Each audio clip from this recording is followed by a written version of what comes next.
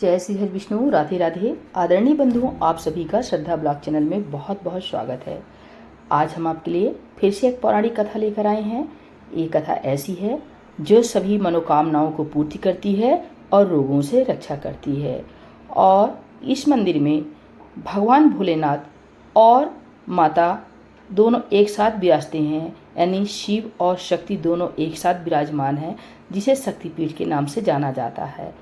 तो कथा पूरी सुनिएगा और चैनल को लाइक सब्सक्राइब जरूर कीजिएगा। भगवान शिव के 12 ज्योतिर्लिंगों में से एक है झारखंड के देवघर स्थित बाबा बैजनाथ धाम। 12 ज्योतिर्लिंगों में इसे 9वें ज्योतिर्लिंग के रूप में जाना जाता है। देवघर स्थित बैजनाथ धाम भगवान भोलेनाथ का एकमात्र मंदिर ऐसा है जहां शिव और शक्ति दोनों एक साथ विराजमान हैं, इसलिए इसे शक्तिपीठ के नाम से जाना जाता है।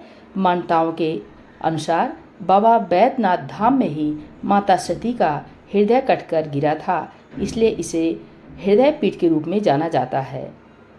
देवघर स्थित विश्व प्रसिद्ध बैजनाथ मंदिर एकमात्र ऐसा मंदिर है जिसका जुड़ाव लंकापति दशानन रावण से है। रावण से जुड़ाव के कारण बैजनाथ धाम स्थित भगवान भोलेनाथ के शिवलिंग को रावणेश्वर बैजनाथ ज्योतिर्लिंग के नाम से जाना जाता है। पौराणिक कथा के अनुसार लंकापति रावण भगवान शिव को प्रसन्न करने के लिए एक के बाद एक अपनी सर की बलि देकर शिवलिंग पर चढ़ा रहे थे। एक के बाद दशानन रावण ने भगवान के शिवलिंग पर 9 सिर काट कर चढ़ा दिए। जैसे ही दशानन 10वें सिर की बलि देने वाला था, वैसे ही भगवान भोलेनाथ प्रकट हो गए। भगवान ने प्रसन्न होकर दशानन से वरदान मांगने को कहा। इसके बाद वरदान के रूप में रावण भगवान शिव को लंका चलने को कहते हैं। उनके शिवलिंग को लंका में ले जाकर स्थापित करने का वरदान मांगते हैं। भगवान रावण को वरदान देते हुए कहते हैं कि जिस भी स्थान पर शिवलिंग को तुम रख दोगे, मैं वहीं स्थापित हो जाऊंगा। भगवान भोलेनाथ शिवलिंग को लेकर जा रहे थे। रावण को रोकने के लिए सभी देवों के आग्रह पर माँ गंगा रावण के शरीर में प्रवेश कर जाती हैं, जिस कारण उन्हें रास्ते में जोर की लघु शंका लगती है। इसी बीच भगवान विष्णु वहाँ एक चरवाहे के रूप में प्रकट हो जाते हैं। जोर की लघु शंका लगने के कारण रावण धरती पर उतर जाता है और चरवाहे के रूप में खड़े भगवान विष्णु के हाथों में शिवलिंग देकर यह कहता है कि इसे उठाए रखना जब तक मैं लघु शंका कर वापस नहीं आता। इधर माँ गंगा के शरीर में प्रवेश होने के कारण लंबे समय तक रावण लघु शंका करता रहता है। इसी बीच चरवाहे के रूप में मौजूद बच्चा भगवान भोलेनाथ की शिवलिंग का भार नहीं सहन कर पाता और वह उसे वहीं जमीन पर रख देता है।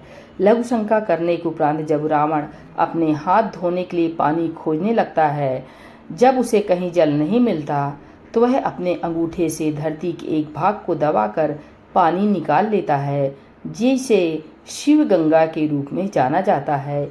शिव गंगा में हाथ धोने के बाद जब रावण धरती पर रखे गए शिवलिंग को उखाड़कर अपने साथ लंका ले जाने की कोशिश करता है, तो वह ऐसा करने में असमर्थ हो जाता है। इसके बाद आवेश में आकर वह शिवलिंग को धरती में दबा देता है, जिस कारण बैजनाथ धाम स्थित भगवान शिव की स्थापित शिवलिंग का छोटा सा भाग ही धरती के ऊपर दिखता है। इसे रावणेश्वर बैजनाथ ज्योतिर्लिंग के नाम से जाना जाता है।